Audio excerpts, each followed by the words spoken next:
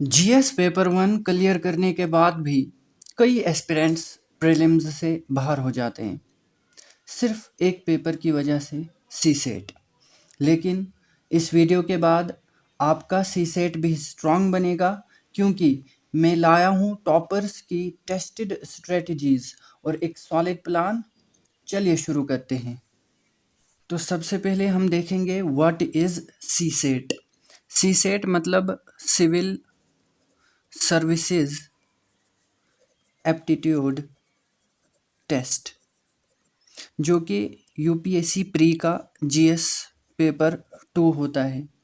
अब इसमें आपको सिर्फ 33% मार्क्स लाने होते हैं, मतलब 66 आउट ऑफ 200। तो ये सिर्फ एक क्वालिफाइंग पेपर होता है, क्वालिफाइंग पेपर होता है। लेकिन दिक्कत ये है कि बहुत सारे लोगों को आउट कर देता है। तो दूसरा पार्ट इसमें यह है कि why most students failed, why most students failed.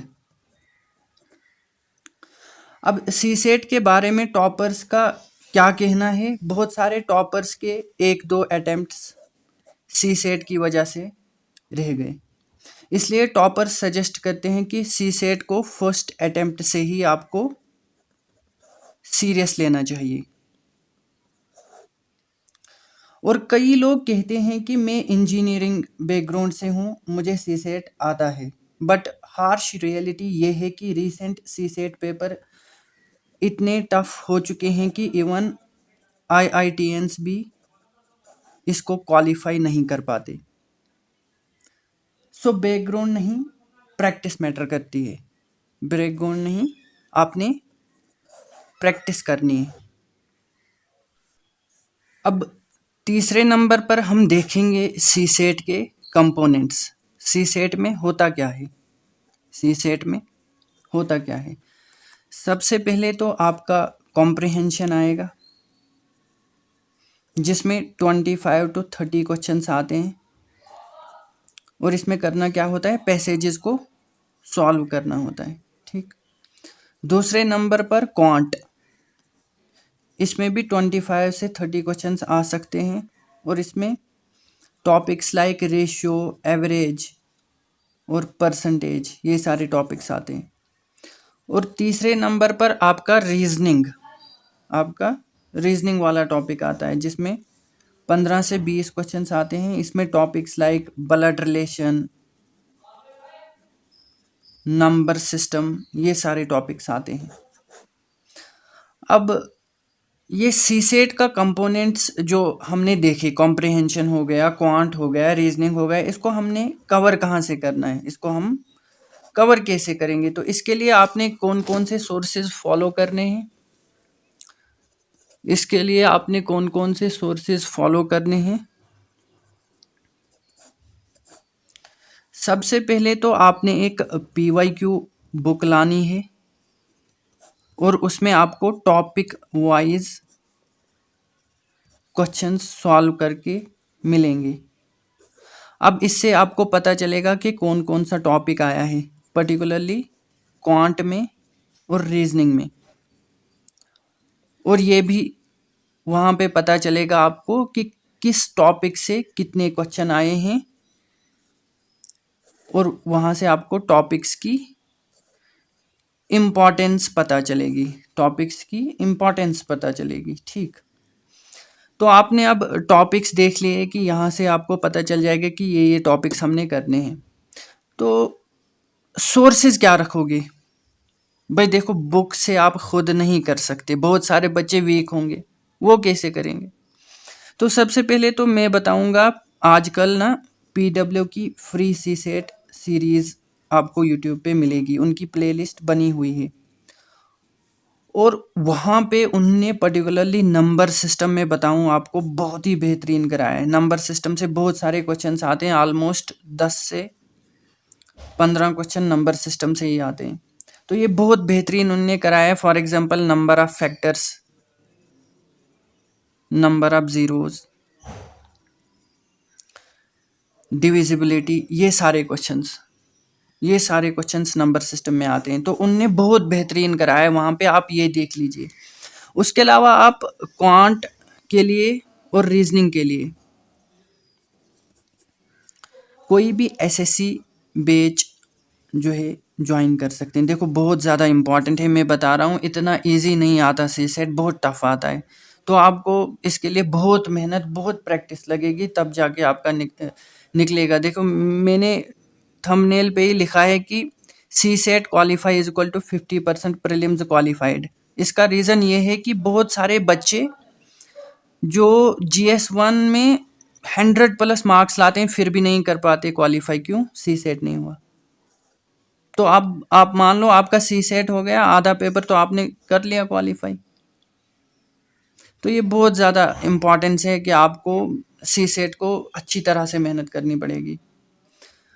या तो फिर आप जो क्वांट और रीजनिंग में जो टॉपिक्स आपको पता होंगे कि ये आते हैं, आप उनका गूगल पे नहीं, मतलब यूट्यूब पे सर्च करिए, जिन्होंने आपका बेस्ट पढ़ाया होगा आप उनका देख लीजिए, उनके लेक्चर्स देख लीजिए, वो भी बेहतरीन है, वो भी अच्छा है, और प्रैक्टिस करते रहिए। अब कॉम्प्रिहेंशन के लिए आपने क्या करना है? कॉम्प्रिहेंशन के लिए आपने PYQs को सॉल्व करना है। अब ये कैसे सॉल्व करना है, इसके लिए मैं आपको एक स्ट्रेटेजी बताता हूँ। देखो ऑनलाइन गूगल पे आपको या फॉरम IAS या फिर विजन IAS के ना सॉल्व्ड पैसेजेस मिलेंगे। देखो मैं आपको बताता हूँ, फ्रेमवर्क आपको बताता हूँ। अगर आप UPSC की देखोगे, देखो वो तो कुछ भी बताएंगे, वो तो उनका अपना माइंड सेट है, उनने कैसे सॉल्व किया। लेकिन अब हम कैसे सॉल्व करते हैं, जाहिर सी बात है, जो कोचिंग इंस्टीट्यूट्स वाले हैं वो भी वही ब्रेन लगाते होंगे, उनका भी सेम लॉजिक दिमाग लगता होगा। अब उनने क्या किया होता है कि उनने जो क्वेश्चंस होते हैं उनके नीचे एक्सप्लेनेशन भी दी होती है कि ये ऑप्शन क्यों गलत है और ये ऑप्शन क्यों सही है, क्यों आना चाहिए। तो इससे आपके अंदर एक फ्रेमवर्क बन जाएगा कि हमने किस तरह से सॉल्व करना है, किस तरह से सॉल्व करना है। और इसके ऊपर मैं पैसेजेस के ऊपर एक सीरीज़ भी लाऊंगा, जहाँ पे मैं एक दो जो पैसेजेस हैं एक वीडियो में सॉल्व करके दिखाऊंगा और आपको हेल्प होगी। ठीक है, अब हमने ये शुरू करना है। When to start, when to start. देखो अगर आप फ्रेशर हो तो मैं बोलता हूँ आप एवरी संडे कॉम्प्रिहेंशन को करिए, एक दो पैसेजेस सॉल्व करिए, प्लस आप रीजनिंग का शुरू करिए कहीं से। रीजनिंग के जो टॉपिक्स होते हैं इजी होते हैं, तो आप ये कहीं से शुरू करिए। फिर जो आपके मेजर कंपोनेंट्स हो गए, क्वांट हो गया, और मेजर कंपोनेंट तो क्वांट ही है इसमें, जो और नंबर सिस्टम, इसमें जो टॉपिक्स आते हैं ये आपने जनवरी या फिर मैं कहता हूँ कि दिसंबर से आपको शुरू करना पड़ेगा। बहुत टफ है, बहुत टफ सी सेट है, मैं डायरेक्टली बता रहा हूँ, इजी नहीं है। मैं ऐसा नहीं बोलूँगा कि नहीं यार 33% ये क्वालिफाई हो जाता है। आप प्रैक्टिस ही नहीं करोगे कहाँ होगा, 2 महीने में नहीं होगा। 2 महीने में आप लेक्चर्स देखोगे कि प्रैक्टिस करोगे, फिर तो 4-5 घंटे देने पड़ेंगे रोज़, फिर तो 4-5 घंटे देने पड़ेंगे रोज़, तब जाके आप उसकी लेक्चर्स भी देख पाओगे और प्रैक्टिस भी कर पाओगे। तो इसलिए आपको जो है दिसंबर या फिर जनवरी से शुरू करना पड़ेगा, तब जाके आप प्रीलिम्स का भी बाकी जो आपके GS सब्जेक्ट्स होते हैं उनको भी अच्छे से रिवाइज कर पाओगे। ठीक है,